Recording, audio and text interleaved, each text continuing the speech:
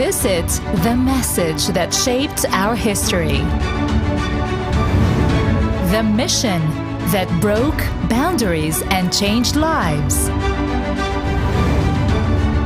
The Advent movement that is our heritage and our call.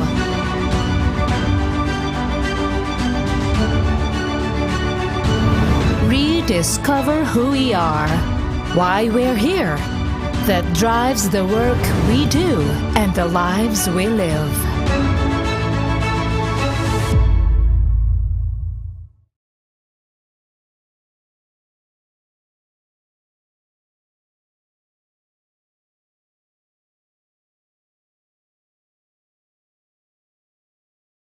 Is to be carried forward to bring the joyful news to the centers of the world's business centers. And brothers and sisters, exactly how do we do that in practical terms? In this episode, we are going to listen to our speaker who is going to show to us how to do God's work in the corporate world.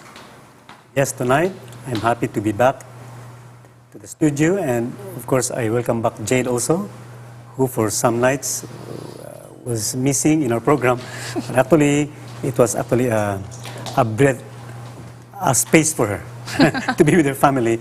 And tonight, we are going to talk about how our faithful members of the church are doing their mission in the corporate world, where God has placed them. And so we have a very well-known speaker, well-known in the sense that he has been doing what he's going to talk about tonight. Yeah. And so in other words, he is not going to talk from the books. He's going to talk from experience. So those of you who are in the corporate world can relate with what he's going to present tonight. So I'm now going to introduce our speaker for tonight's episode. He is Mr. Roy Gumapak Perez.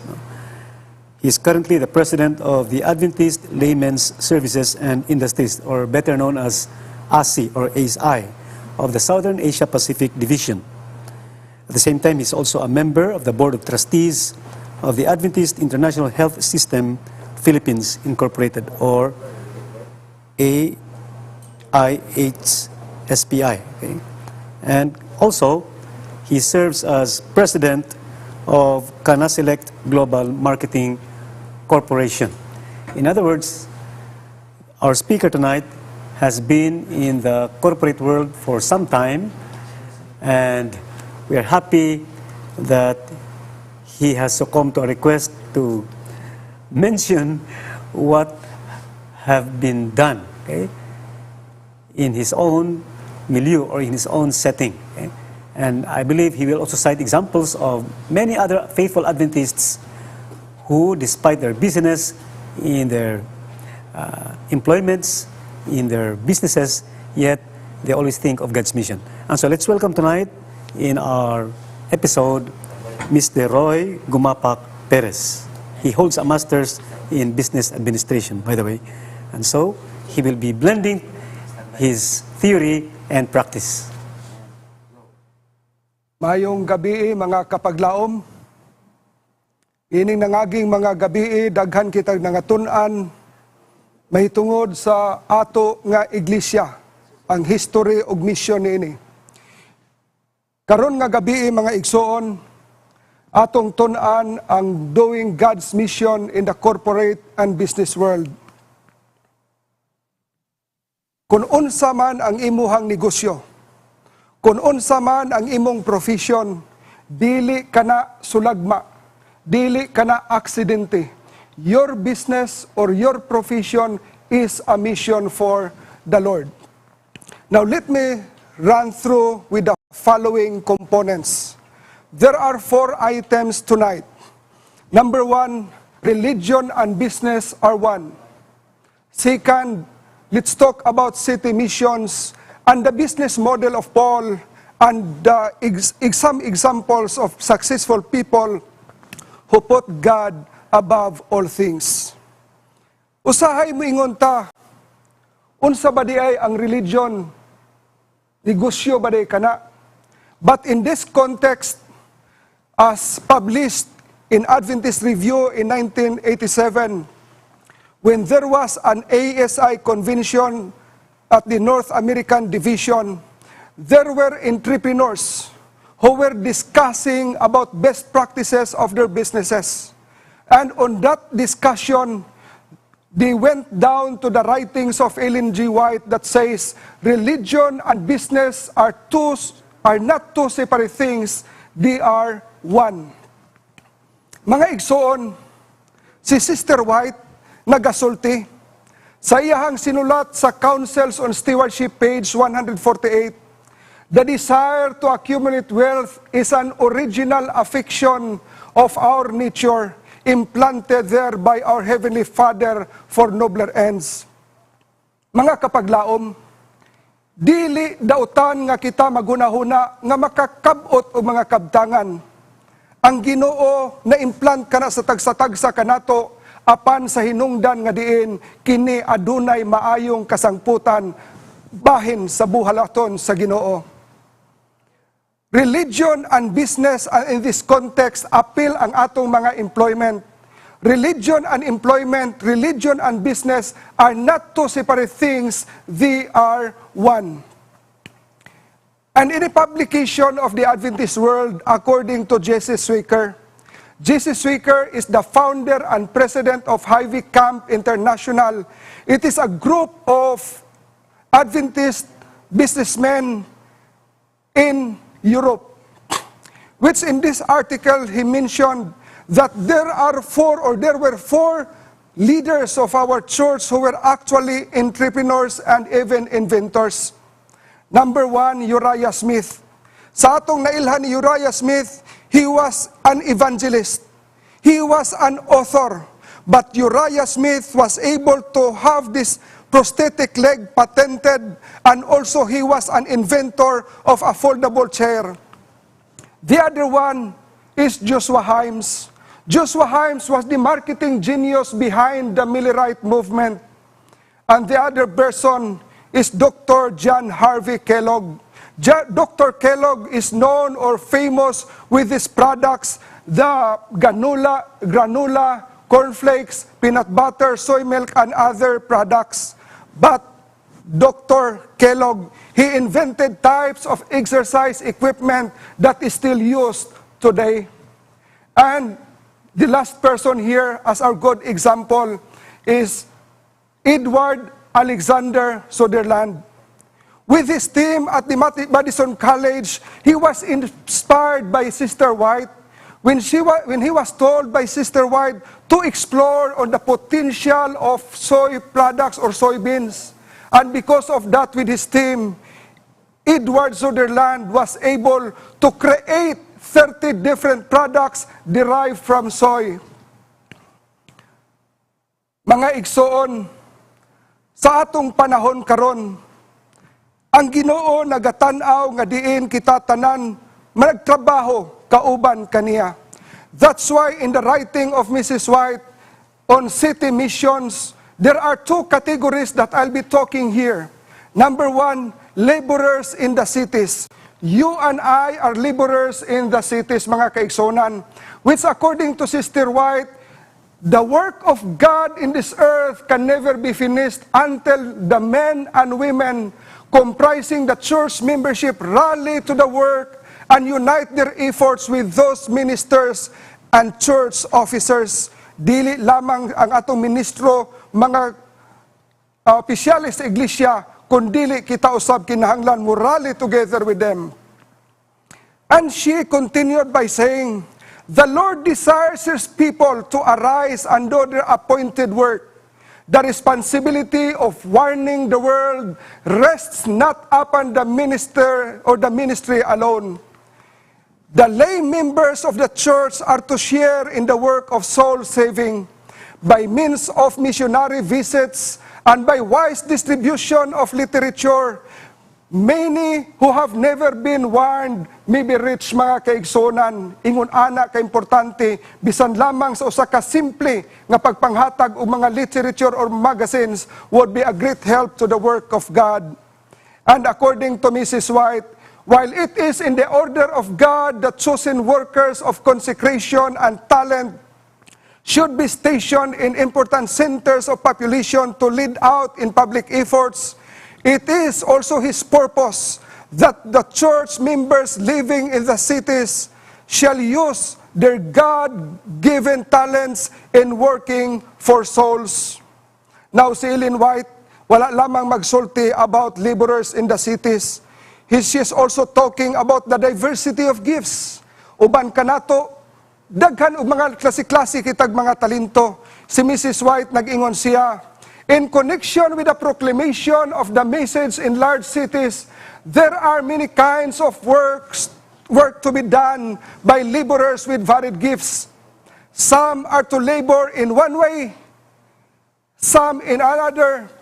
The Lord desires that the cities shall be worked by the united efforts of different capabilities. One worker may be a ready speaker, another may be a good writer, another may have gifts of sincere, earnest, fervent prayer, another gift of singing probably, another may have special power to explain the word of God with clearness, just like Pastor Vacalaris in the Pangutana Pastor. And its gift is to become a power for God because He works with the laborer. God is working with us. God is our team leader. For this purpose, mga kaigsonan, to one God gives the word of wisdom, to another knowledge, to another faith, but all are to work under the same head. The diversity of gifts leads to the diversity of operations, but it is the same God which worketh all in all, mga kaigsonan. Ellen White had a vision. Iyang nakita ang usa ka beehive, kay bautag unsay balay sa putyukan, no? Sa iyang nakita din igsoon, kung imo kining tan-awon nga mao nga vision ni Ellen G. White, nagpakita kini nga diin, the worker bees produce honey not only for their own consumption, but for those outside the hive who are not like them. Daghan tag beehive sa atong church structures, natay women's ministry, unsa pa na din nga mga kagrupo nato, daghan tag mga beehives. And one good example of a beehive is the ASI, the Adventist Laymen Services and Industries. This is a global organization within the Seventh-day Adventist Church, mga kaigsonan. In ASI, it is an organization of lay people coming from business professionals, individual professionals, or also with the entrepreneurs, and also people coming from the ministries. All of these people, igsoon, who are very passionate and very aggressive in supporting the work of God in this church, the Seventh-day Adventist. The battle cry, the call to action of ASI is sharing Christ in the marketplace. In ASI, mga kaigsonan, we network. We fellowship with our brethren coming from different countries in international conventions. We also have some local conventions, trainings, and other seminar outfits nga atong ginahimo. We share best practices in sharing Christ in the marketplace. Daghan tag matun-an nga mga testimonies, unsay ilang ginapanghimo-himo ngadto sa ilaha nga mga dapit. And we also encourage people to build, to create some COI, or what we call the Center of Influence Projects, which tomorrow, Dr. Rad Tabingo will be presenting his COI. Ayaw gayo pakyasa kay si Dr. Rad Tabingo adunay COI presentation tomorrow. And also, ASI is supporting our people nga kung doon na kay mga business projects, doon na kay business proposals with integration of evangelism program, ASI will be supporting that. About 5 years ago, I was in China. Excited, of course, sa China, kay unsa ni China, no? Nga atong makita dito. That was a trade mission of ASI. I was with Marion Gio Ong, kanang naa sa tuo sa picture nga inyong makita. Sa amo ang tunga si Chairman Zhang, no? He is the owner of the newest art in Kunming City Hotel. And his hotel is among the top 50 hotels in the city. Kana nga city, adunay 700 ka mga hotels. This Chairman Chang, mao'y tag-iya ni ining ginatawag og Yunnan Nuwas Art Group of Companies. Adunay 6 ka mga subsidiaries into manufacturing of mining machinery, og into hotel business, also food production, health and wellness, and also kaning iyang mga property management o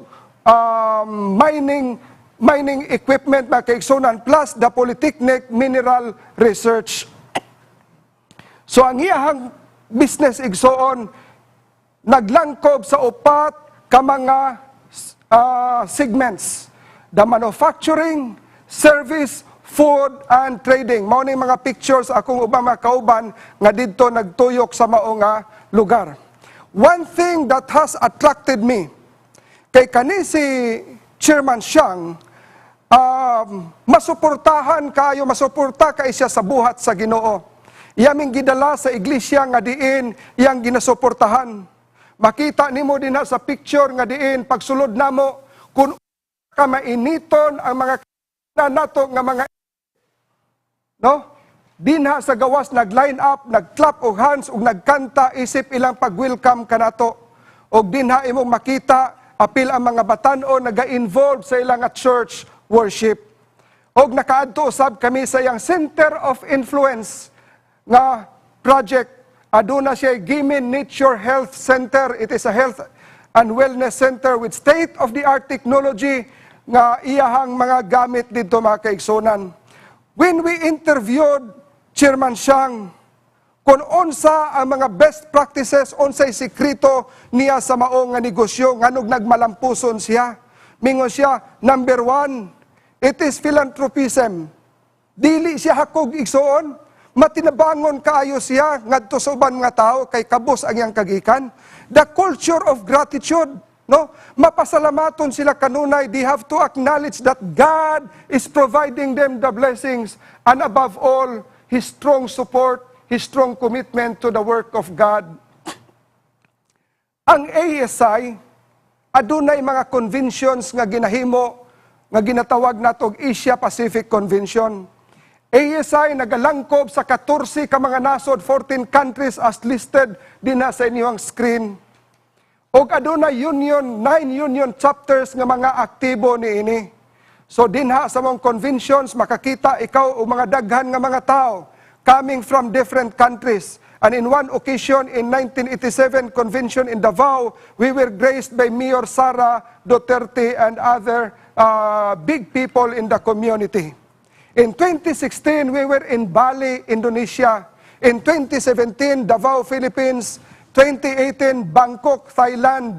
2019, Taipei, Taiwan. Unfortunately, for 2020, Seoul, Korea, because of COVID-19, atong i-cancel ang mao nga convention. So, God willing, by next year, kung wala na ang COVID, walay problema sa travel, walay problema sa large congregation or meetings, o nga dili mo taas ang mga presyo, we can pursue with ASI. However, atong gipangandaman, nga kung in kaso dili makaya ang in-person convention, magahimo na lang kita og virtual convention, where in this virtual convention there will be live oral presentation, there will be live assistance, do na usay gihapoy virtual breakout sessions, and also with the plenary sessions mga kaigsunan. Now the third part, unsa man ang business model nga gihimo ni Paul. Importante kini mga kaigsunan because the new normal initiative of Paul was to integrate faith and work. Ngani kung imong makita dinha, si Paul together with his associates Priscilla and Aquila, nagahimo sila og mga tents for a living to fund their evangelistic work mga kaigsunan. And they were called tent makers. Sa karon nga mga pagtawag, kung tawgon kag tent makers, you're actually a business professional. Who nga ikaw nagahimo sa imong secular jobs, participate in or fund activities to take the gospel of unreached areas or people groups, mga kaigsonan. The model of Paul was exemplary in nature. And we have a lot of professionals today who are like Paul. Simply, Paul maximizes the opportunity to bring the gospel and business come together, simply to generate funds from the marketplace to support the work of God. Paul's new normal, pag-adlaw during daytime, mangadto sila sa small tent-making shop, maghimo og mga tents. At night, they study together. In Philippians 2 verse 4, let each of you look not only his own interests, but also to the interests of others, mga kaigsonan. There are successful people sa atong mga palibot karon, simply because they have put God above all things. Doon ay mga business leaders sa Bible, quickly atong i-review. Doon ay business leader nga who was into food crisis of the country, mga kaigsonan. But he was a very good and excellent economic manager. The other person was into a society of massive corruptions from top to bottom, and also incompetence in the performance in the different layers of the government. And of course, this person was of great moral ascendancy. Brothers and sisters, Joseph was successful in the entire management of the economy of Egypt. Daniel possessed a high degree of skills and competence as the chief financial officer for the kingdom of Medo-Persia, that even his enemies could not find any corruption or negligence in his work. Joseph and Daniel, they were honest. Ang ilahang mga qualities, of course, daghan pa niini. But to cite three things, mga kaigsonan: honesty, they were transparent and open enough to share their ideas.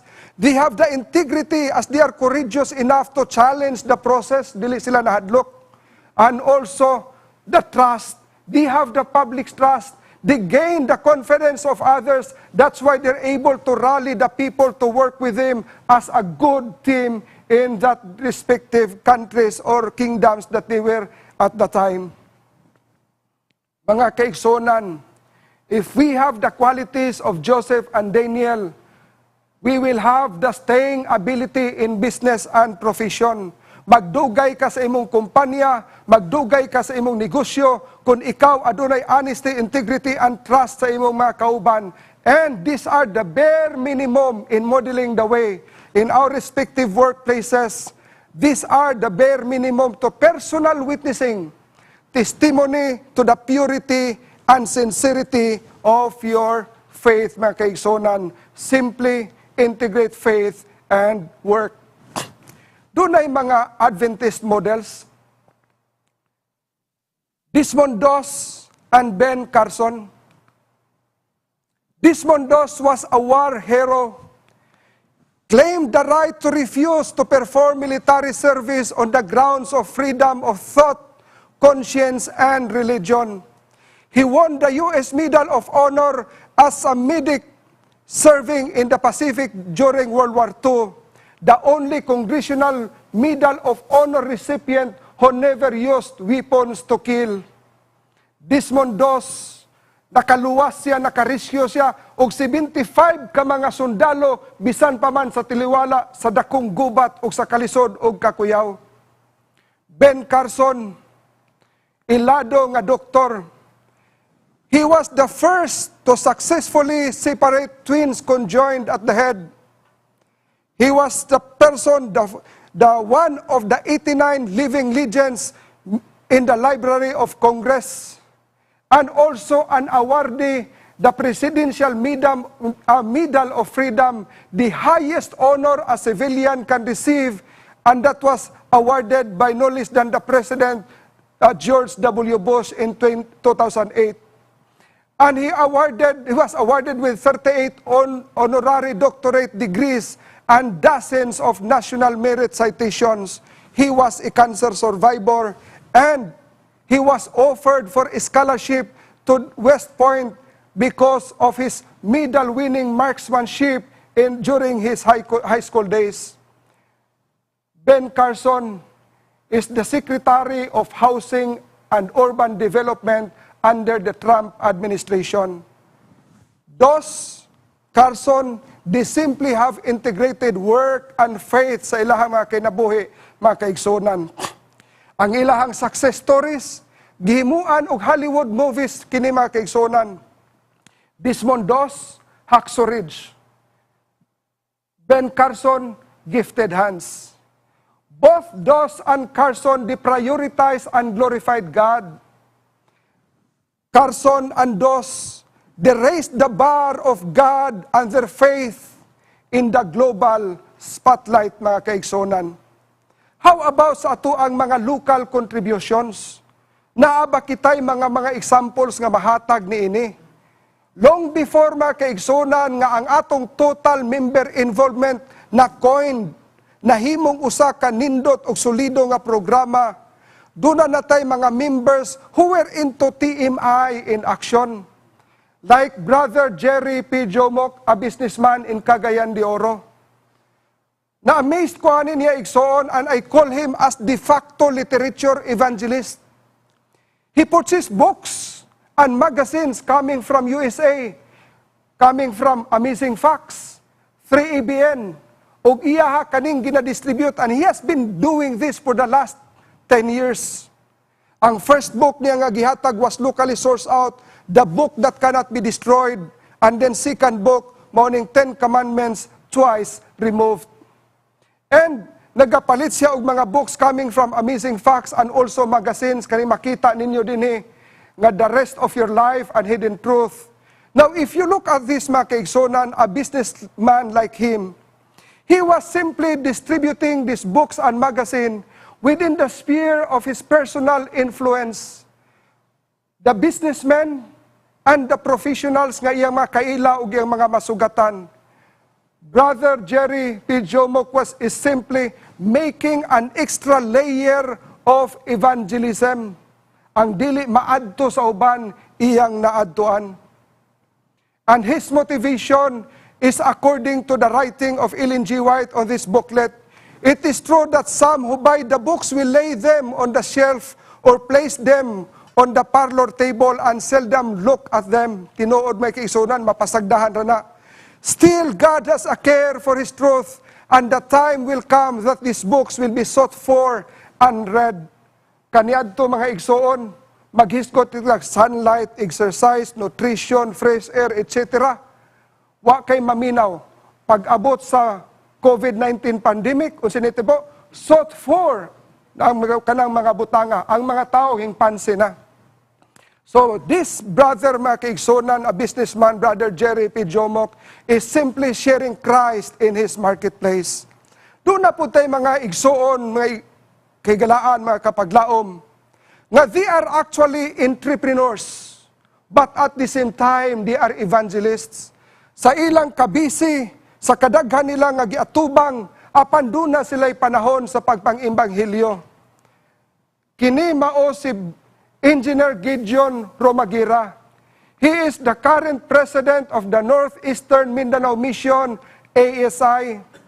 And just lately, aning COVID nga panahon, nagkandak siya og programa over radio and live broadcast on Facebook, The Shaking Today's Challenge.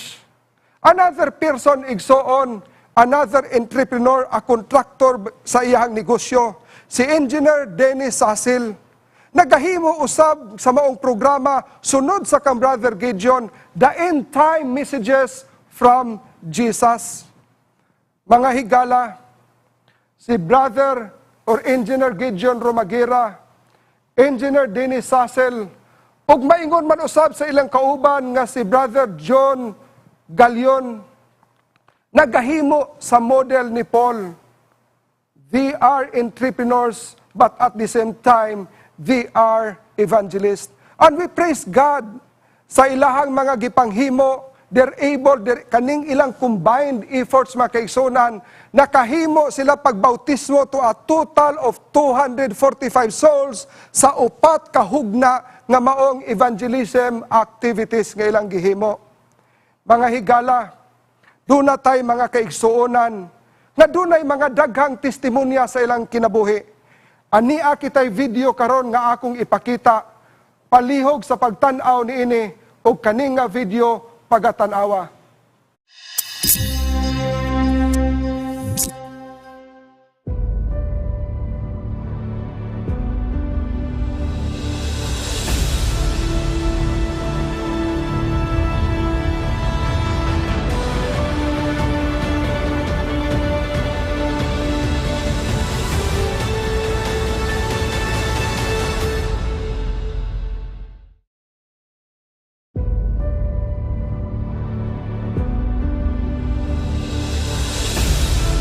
Ako si Letici.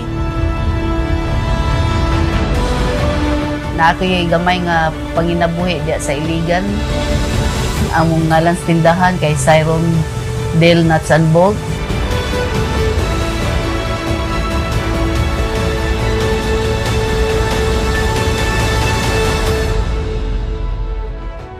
Sa akong naandan, matag adlaw nagabasa gyud ko og Biblia, buntag og gabi og nagaampo og labaw sa tanan. Ang akong yung pinaka-importansi sa akong pag-alagad sa Ginoo o ang pag-uli sa iyang bahin mo o ang ikapulo. O dili lang ikapulo akong gihatag kundi offering pod ang halad. Niyang halad mas labaw pa sa ikapulo nga mao ni akong gikana suporta sa buhat sa Dios, labi na ang pagsabwag sa mga pinatik o pagsuporta sa mga buhat sa simbahan. Naningkamot po ko nga maka-involve po gyud ko sa buhat. Munang nagmalit kog libro ug ako ning gipanghatag sa mga government offices kung asa ko makaadto ug usahay mulakaw ko sa adto kog Manila ana sa airport daan mga tao akong matagbuan akong tagaan ug dina maabot po ko sa LRT MRT kapanghatag po gyud ko kay nakita nako nga ang buhat sa Ginoo mo'y purpose nga niya gyud ko diri sa kalibutan. Sa panahon sa COVID-19 wala mikita sa isa ka bulan og tunga. Pero sa pagbalik na mo pag-abi sa tindahan, daghan kayong panalangin nga na among nadawat ug wa mi makabsan ug nakatabang pagyud kami sa mga taong nagkinahanglan. Nagpasalamat ko sa Ginoo kay wa gyud ko niya pasagdi ug ako dunay kabilin kaninyo nga teksto gikan sa ikaduhang Korinto 9:8-9. Og ang Dios makahimo sa pagtagana kaninyo sa tanang panalangin sa madagayaon gayud aron kamo makabaton kanunay og igo sa tanang butang ug magatagana nga madagayaon alang sa tanang maayong butbuhat. Sumala sa nahisulat, siya nagasabwag, siya nagahatag ngadto sa mga kabos. Ang iyang pagkamatarong nagapadayon sa walay katapusan.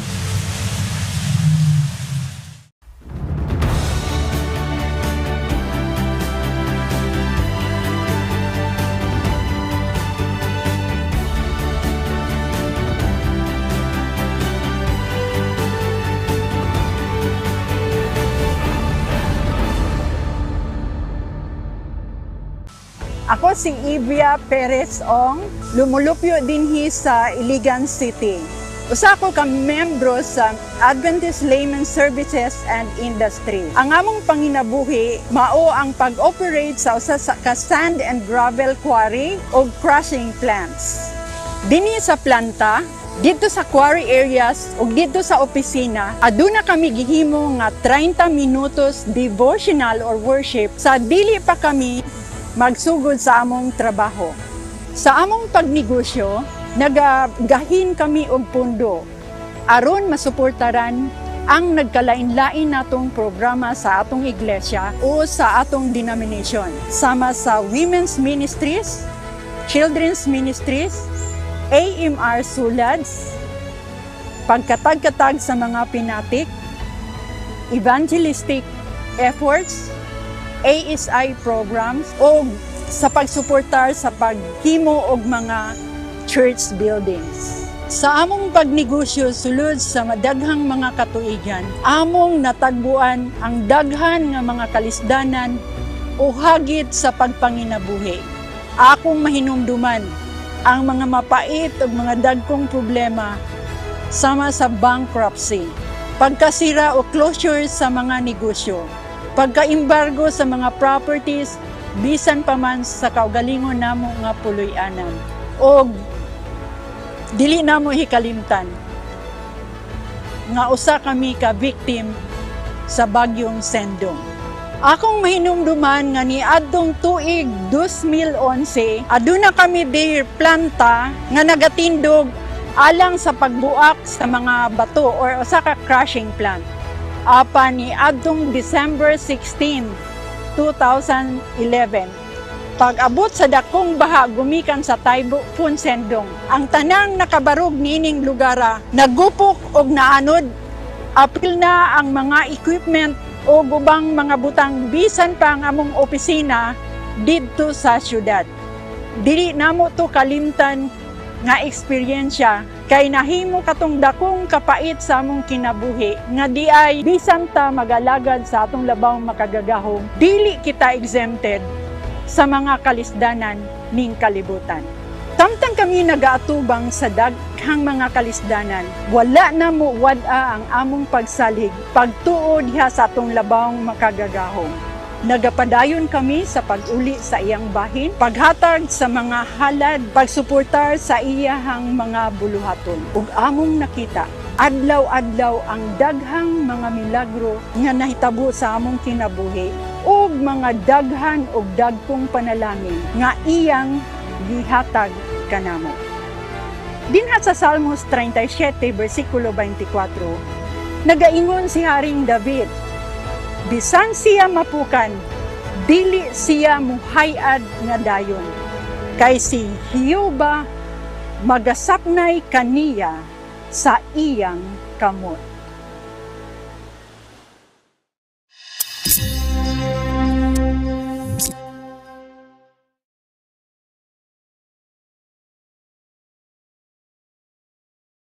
Dalaygon ang Dios nga diin siya nagpakamaayo. Bisan pa man kita sa atong kinabuhi, adunay mga daghang hagit, negosyo, pagpanarbaho, ug uban natong mga pagpatigayon, wala kitay exempted igsoon kita adunay mga problema sa kinabuhi. Ang istorya ni Sister Leticia ug ni Sister Eve Ong atong makita nga diin aduna sila'y common denominator.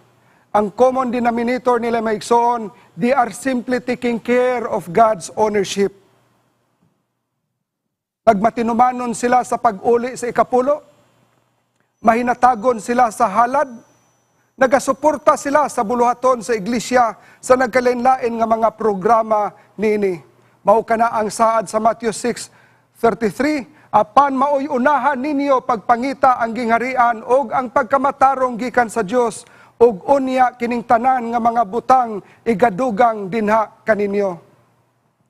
Sa atong Adventist stewardship mga kaigsunan, mga kapaglaom, nagasulti nga diin, we are God's stewards entrusted by Him with time and opportunities, abilities and positions and the blessings of the earth and its resources.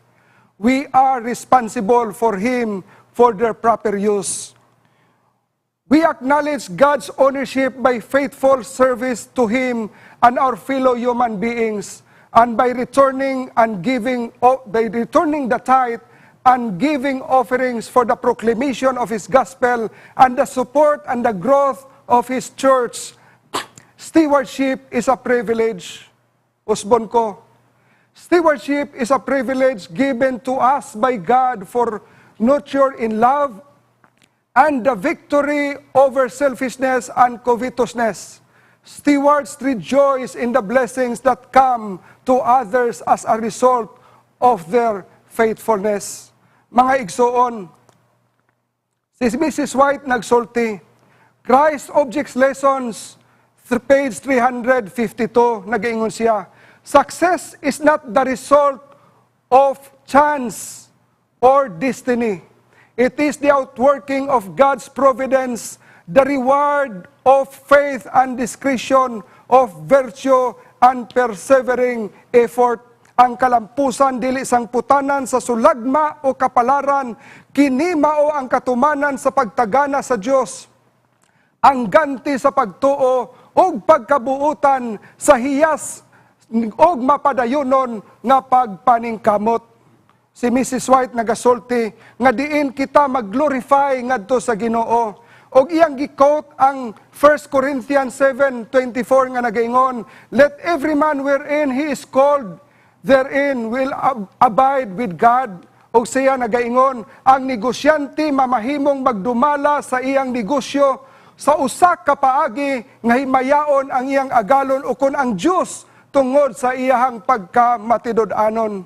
Brothers and sisters, si Mrs. White daghang mga sinulat kabahin sa negosyo. In Business Principles and Methods, sa libro nga Education Chapter 15, si Mrs. White nagasulti, "Thus our business, thus our profession, or calling is part of God's great plan. And so long as it is conducted in accordance with His will, He Himself is responsible for the results." Pagkainindot igsoon, nga diin ang Ginoo responsable man di hinuon sa result kung kita magahimo niini. Busa mga kaigsonan, kung ikaw mag-aasikaso sa negosyo sa Dios, siya usab mag-aasikaso kanimo. If you will take care God's business, God will take care of you, mga kapaglaom. Dili sulagma igsoon nga ikaw nahimong negosyante. Dili sulagma igsoon nga ikaw nagtrabaho kun asa mang dapita karon. Dili sulagma kun unsang atong mga pangkinabuhian karon maigsoon. God has put you where you are for a reason and given you the abilities needed to make a difference. Do your best and leave a trail that others can follow. Gipahaluna ka sa Dios kung hain ka man tungod sa usa ka katarungan nga giatagan kag mga katakos nga gikinahanglan aron makahimo og kalainan. Buhata ang labing maayo og pagbilin usa kaagianan nga mahimong sundon sa uban. Mga higala, dinhi natapos ang atong gitun-an karong gabiuna. Doing God's mission in the corporate and business world. Hinaot mga kapaglaom, nga kita nga mga membro sa Adventista del Séptimo Día, mas magmadasigon pa, mas magmaningkamot pa, ubos sa pagpanalangin sa Ginoo, ubos sa pagtabang sa Ginoo, kining tanan atong mamahimo, dalaygon ang Dios nini nga kagabion. Daghang salamat, Brother Roy Perez. So mo ka na ang ato ang kuan, no? Ihanggi padayag ka nato ug unsay gitulo sa Biblia, unsay gitulo sa Ginoo, ug unsay role sa kining atong mga businessmen. So dili sulagma nga gitugyanan kamo og mga salapi og impluwensya og unsa pay pangapital diya sa hunahuna, sa lawas og kini ato ang mga bahandi tungod kay naay purpose ang atong Ginoo ana og mo kana ang missionary work tabang sa saving souls. So pastor, no? Yeah. Inanagid ka ko ano sagrado gihapon Very touching ang mga testimonies ba. Yes.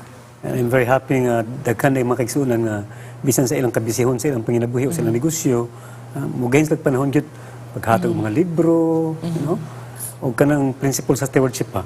Nga kita mga tinugyanan lamang. Nga dili gini ato. Yeah. And by the way, Jade, let's also remember nga dili lang Adventista ang gaobserba ng stewardship. Daghan. Okay? Daghan. Yes, basta og naka-study ta sa Bible, masabtan ginatong that we are stewards, whatever religion that we might be affiliated with.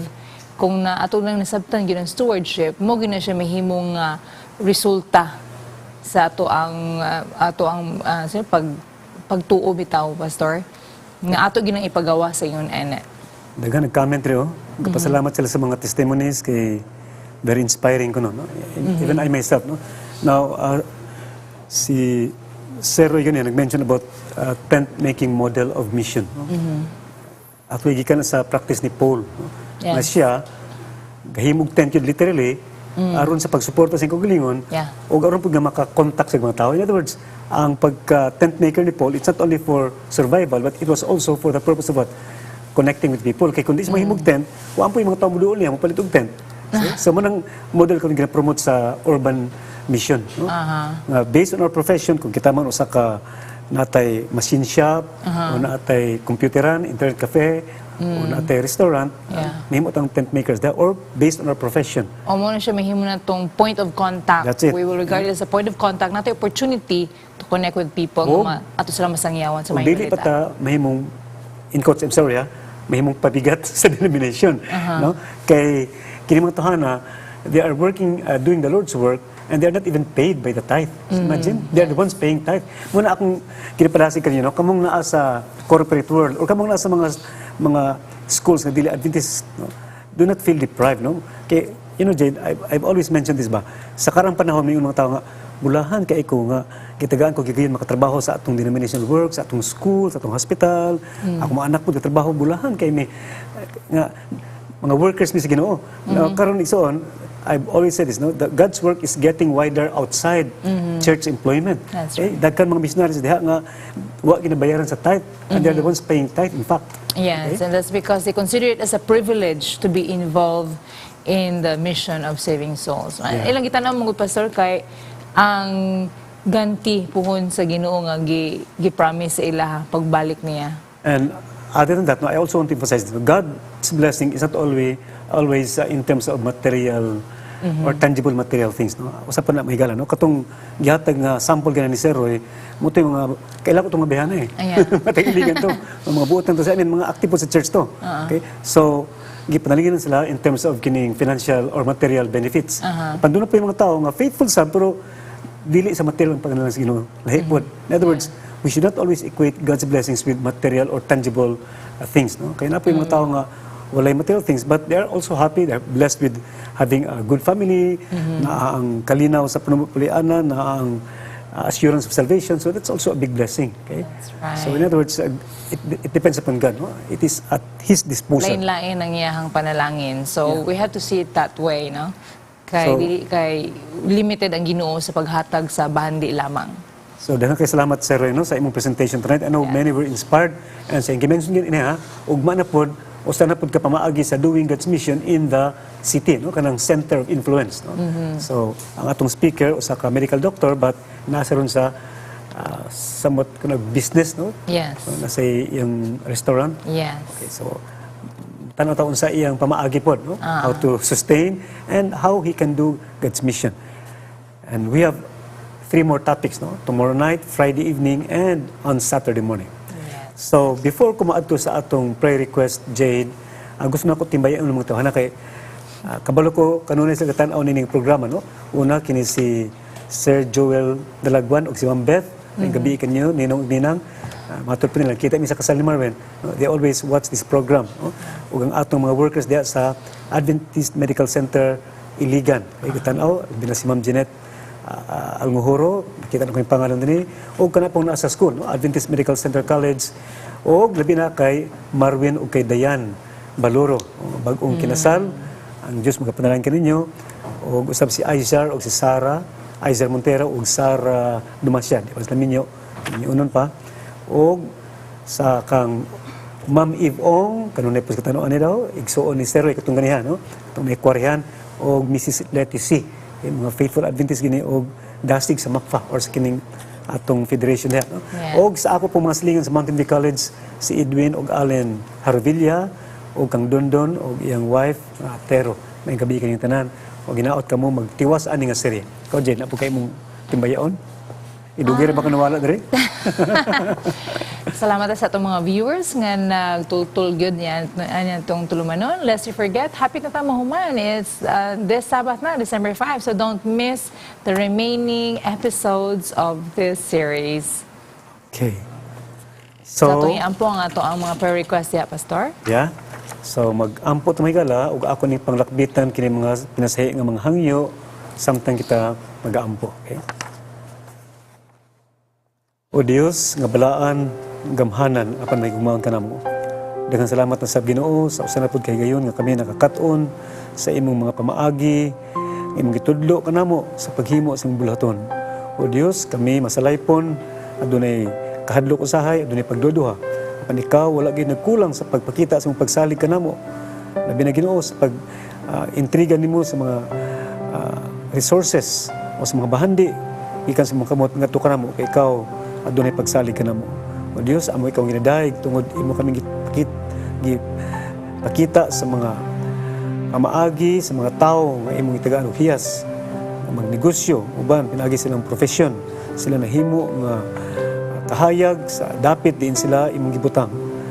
O Dios, idugang pa imong paggamit kanila labi na ang paghatag sa ilang panginahanglan sa ilang mga negosyo sa ilang mga profesyon. Ginoo niya pud usab ang mga katawhan nimo nga nagakinahanglan sa imong pinasahi nga pagduaw ning Taknaa, si Julian Akdog, siya gapangayo sa imong bug-os nga pagtambal kaniya. Si Erwin Kantong, adunay kapit-os sa iyang financial nga aspeto sa iyang kinabuhi, ipakita kaniya Ginoo. Bisan pa sa iyang kahimtang ikaw nagamuma kaniya. Si Mrs. Alden Oksenya, siya nakambaton og liver cancer. O Dios, kung siya nasayop magaling sa iyang pag kinabuhi, pasaylo sa Ginoo. O Taknaa ang iyang kinahanglan imong pag-ayo. Si Dudong nga nasa Masbate, siya nagahangyo kanimo nga imong pag-duawon iyang asawa o siya mabalik sa iyang bug-os nga kahimtang. Si Misla Islawan, nga pangayo sa imong panalangin o sa imong proteksyon. Usab si Dudong Renebe o April Love Mahadukon, ang total gayud nga pagkaayo ang ilang ginakinahanglan Ginoo. Si Milidin Salazar, nga nakabaton og lung cancer, kung sa may nahimo Ginoo nga nakapasubo kanimo, pasayloa siya o hikapa siya Ginoo aron siya mabalik pa sa iyang panimalay o sa iyang bulaton. Si Jane Ryan usab nga mapadali ang pag-process sa iyang stainless spine kay siya Ginoo nagaanto sa kasakit o sa inconvenience sa iyang paglihok. Ako sab dangop sa turon sa mga Ginoo si Pastor Alfonso Tan o iyang mama nga si Mrs. Tan. Dios, ikaw nasayad silang kahimtang karon. Dios, duawa sila o ibalik sila Ginoo sa kinabuhi nga bugos aron sila magkalipay sa pagpadayon silang bulaton o pag-alagan. Usab si Dimple o si Kian Kablinda sa ilang sitwasyon karon, ikaw nasayad Ginoo kung hain sila o tabangin sila Ginoo na sila mabalik sa ilang total health o sila makapadayon sa pagserbisyo o pag-eskwela para maandam sa imong bulaton alang kanila. O Dios, daghan pa ang mga katawan nimo kinahanglan sa imong pinasahi nga pagbisita karon, ikaw nasayad Ginoo. Kami nagasalig usab ikaw nagalantaw ikan sa langit, ikaw magaduaw kanila ning Taknaa ug bisan pa sa laing panahon. O Dios, kinitanan ang iyang tugyan man ang pangay pasaylo sa among kalapasan o ang imong paghikap kanamo, pagpadasi kanamo sa pagpakiglambigit sa bulaton. Panilini usab si Seroy Perez sa imbulaton, sa gugma lang kanimo o gugma sa imbulaton. Dasiga pa sa Ginoo sa pagpakita kaniya nga daghan pa mga tawo maimpluwensya sa iyang mayong binuhatan sa iyang leadership. O Dios, ang dangop kinitanan sa imong ngalan Kristo Jesus nga maluluyon. Amen. Amen. In all his labors, Jesus tried to train his church for missionary work. Every individual member of the church, entrepreneurs included, should be sincere laborer together with God in saving souls. And the Bible tells us that to misapply means or influence or any entrusted capital of mind or body is to rob God and to rob the world of this chance to receive the news of their salvation. So let's get involved. And how do we do that? Let's come back tomorrow and we will listen to Dr. Rod Bingo for how to do God's mission through Center of Influence. See you tomorrow.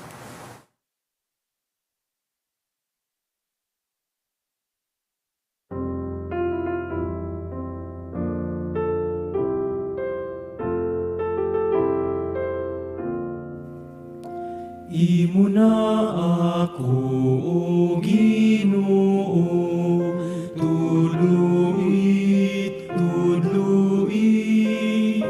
aron na dili na magsuki, tabangi ako. Imo na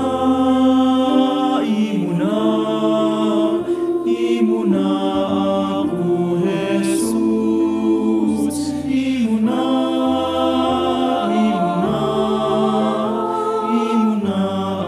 ako, O Diyos.